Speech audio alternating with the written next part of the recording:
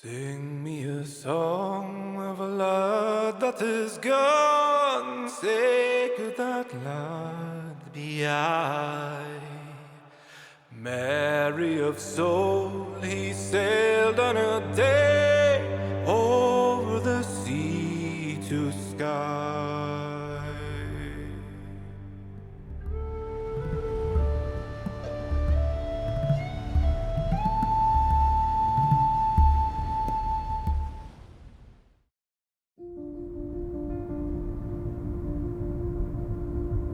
Au petit matin, nous nous dirigeons vers une randonnée que nous attendions depuis le début de notre séjour.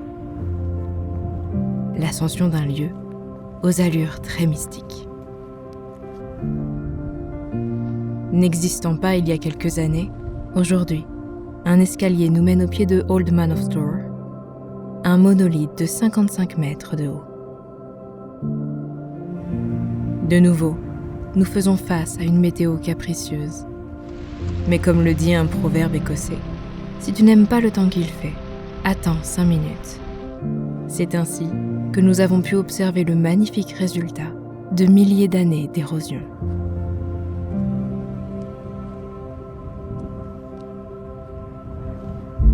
Le château de Dunvegan fut le fief du clan MacLeod pendant 8 siècles. Un des chefs du clan est même né dans ce lit. À l'extérieur, on peut choisir de se promener dans ses jardins ou encore d'aller voir le château sous un angle nouveau. À la fin de cette longue journée, nous allons au point le plus à l'ouest de l'île de Skye.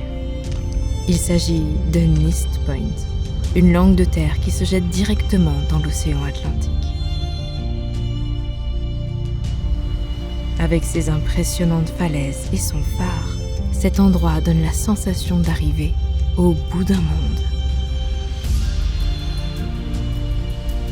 Niché au sommet de la falaise, nous ne doutons pas que cet endroit soit un parfait spot pour observer la faune marine. À cet instant, pour nous, le temps s'est suspendu. Sur la route pour quitter l'île de Skye, nous nous arrêtons au pont de Sligashan pour observer sa rivière du même nom, ainsi que les montagnes de Cuillin en arrière-plan. Leur point culminant est en fait un ancien volcan, aujourd'hui éteint et érodé. Nous profitons donc de nos derniers instants sur l'île avant de prendre le ferry pour retrouver les terres.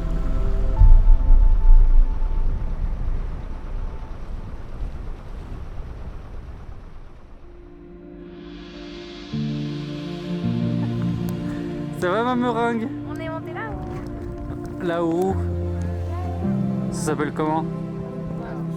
Ah, c'était donc ça qu'on était en train d'affronter sous la pluie.